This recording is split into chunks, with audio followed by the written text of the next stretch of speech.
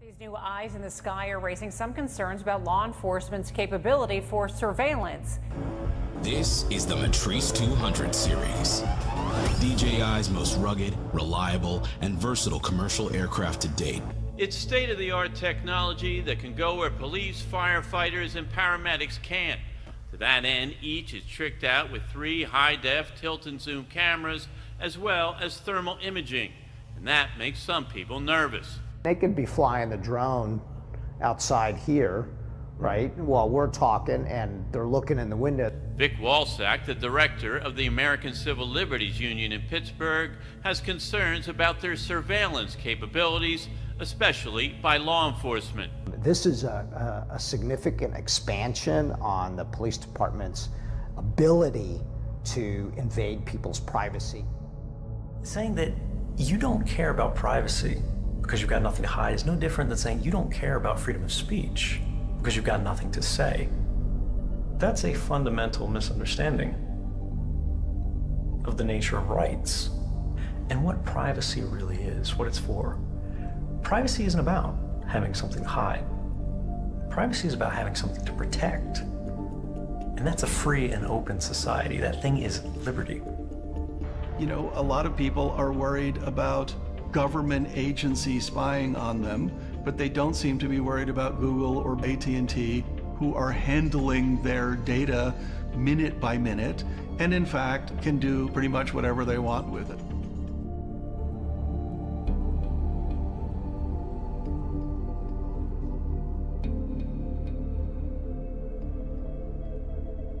Labeled one of New York City's weirdest and most iconic skyscrapers, 33 Thomas Street has been a source of mystery for many years. Constructed and owned by AT&T, this faceless concrete tower has been linked to the NSA.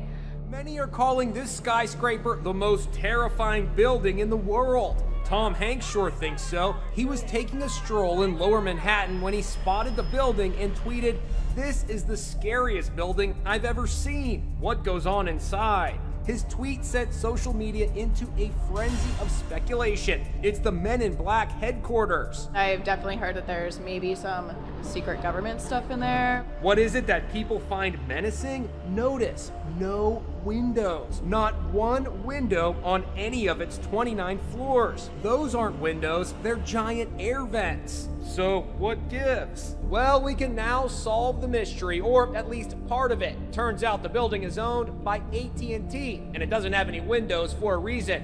It may be the only skyscraper in New York City built to withstand a nuclear blast. There's reportedly enough food, water, and generator fuel to sustain 1,500 people for 2 weeks.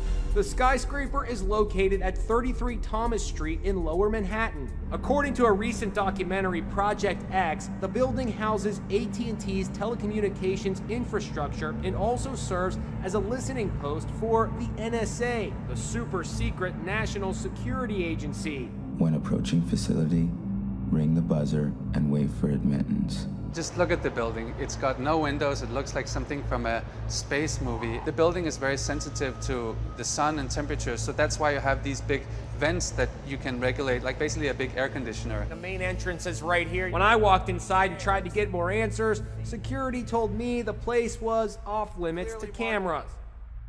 For most of us, GPS is just how we get driving directions, but it's much more than that. If our GPS satellites were damaged, it could take down everything from electricity to transportation to our phones. This is a major national security issue. It is a major economic issue. Starting route to 50. The same GPS technology that gives us driving directions through our phones also makes us vulnerable. Congressman John Garamendi says attacks or interference with GPS satellites could take out 911 systems nationwide, make ATM machines and credit cards useless, keep airplanes grounded, and even disrupt the country's electrical grid. It can happen, and it has happened. He says last year a GPS spoofing attack made it appear as though 20 ships in the Black Sea were instead at the Sochi airport. Another potential danger? GPS jamming devices. You jam it around an airport, around a port. Ships won't be able to dock, planes won't be able to land. Dr. William Cressy, a fraud expert with Governor State University, points to a 2013 incident. A worker evading his boss's GPS tracker on a company truck used a jamming device while at Newark Airport. The device crippled the airport. Planes could not take off or land. Cressy says GPS jammers can actually be purchased online. I think it would be a wise move to somehow regulate the sale and use of GPS jammers. They are being abused for this reason. And it's going to sit here and try to acquire satellites and not be able to get them. GPS jammers, he says, can shut down alarm systems on ATM machines and create havoc with financial markets. We are one of the only countries in this world that does not have a terrestrial-based backup system. Countries like China and Russia have backup systems in case of attacks or other failures. The U.S. does not. Some lawmakers are calling this one of the most debilitating threats to Texas, the electromagnetic pulse, or EMP. Doug, our food, our water supplies, electronics, hospital banking, all of it depends on the electronic grid. Now, in the event of a widespread EMP attack, all of that could be wiped out. Imagine one day if your lights, TV, and phone didn't work. There'd be no water, no gas, no generators would start.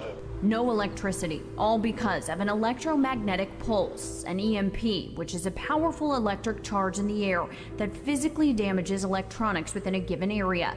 They can be given off by weather or a weapon. Can you describe what the electrical grid looks like in this country and who runs the electrical grid in this country? Sure. We have 3,000 different utilities that run the electric grid, which is privately owned. It's not run by the government.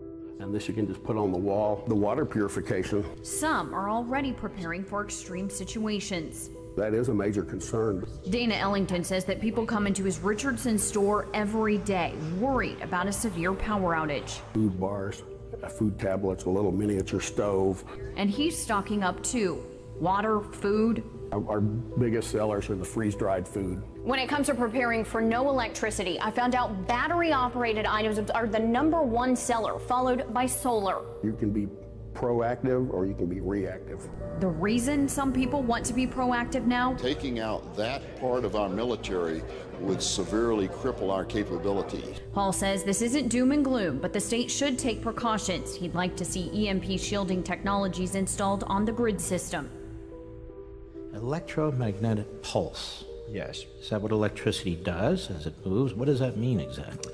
Well, think of it this way. I think everybody has had the experience of driving down a highway with your radio on, and then you pass under a high power line and you lose the radio. Then you come up back out on the other side. That's basically all an EMP is. It's an electromagnetic field, all right? Except it's much more powerful than the field that you experience on the highway. Now imagine there's so much energy in that field that when you go through it, all the electronics in your car are destroyed. Now imagine that field is not just localized to a small spot on the highway, but it covers all of North America, and it would destroy electronics across that entire area. That's what could be accomplished if you had a single nuclear weapon and detonated it above the atmosphere. The potential of an electromagnetic pulse or EMP attack on this country, this is deeply alarming, because this now makes it pretty clear that North Korea is almost within reach of Japan, and perhaps as well, with some success, the United States itself, or at least some of our territory. Indeed, their current missiles can already reach Japan and South Korea. We talked last week about they can pose a satellite threat to the United States.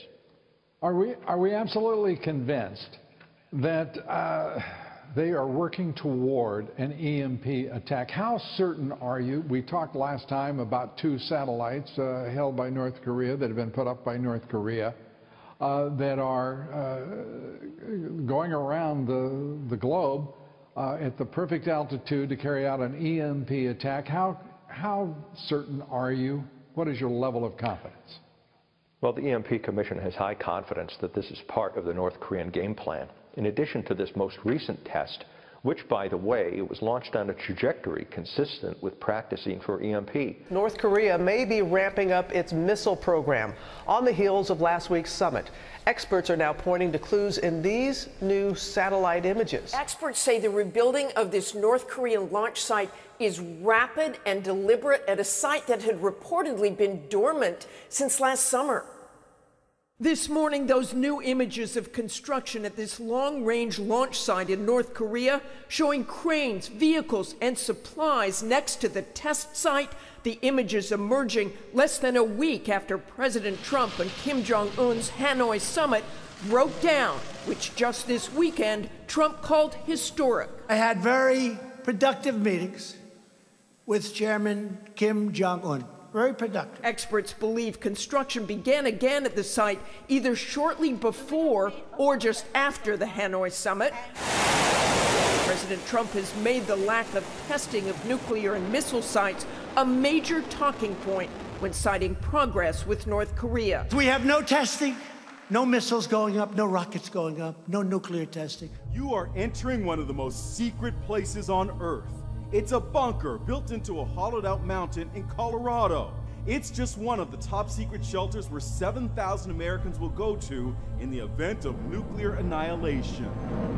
The government built more than 100 of these bunkers and relocation facilities around the country. There's no room for families. Wives, children not included. The plans to get a small number of government officials out of Washington, out of major cities, and into these bunkers around the country.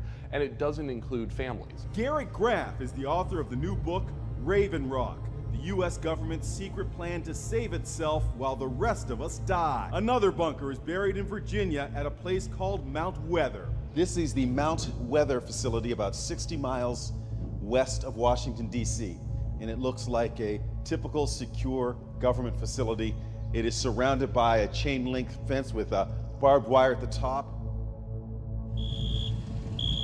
Armed security patrol the entrance to a doomsday bunker that's reserved for the wealthy elite. Since the election of Donald Trump, we've seen a whole new demographic of people calling in, people that didn't know we existed before. Larry Hall is the owner of the Survival Condo Project.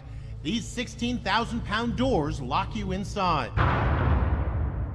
We're heading deep below the surface of the Earth into an underground bunker like no other. We are in a typical full-floor residential unit, and even though we are more than 100 feet underground right now, you can see that it's certainly not a claustrophobic area. 12 luxurious condos exist here with fireplaces, high-end appliances, jacuzzis, even windows. Yes, windows. High-definition TVs broadcast a live feed of the outside world right into your living room. And look at this. It's a swimming pool with a slide and waterfall. Other common areas include a movie theater, rock climbing wall, and shooting range. There's even a farm that grows all the fresh fruits and vegetables you'll need. This can grow up to 70 different species of plants, lettuces, tomatoes, carrots. The bunker runs on power sources like wind and diesel generators. We have enough fuel to run these diesels for 2.5 years.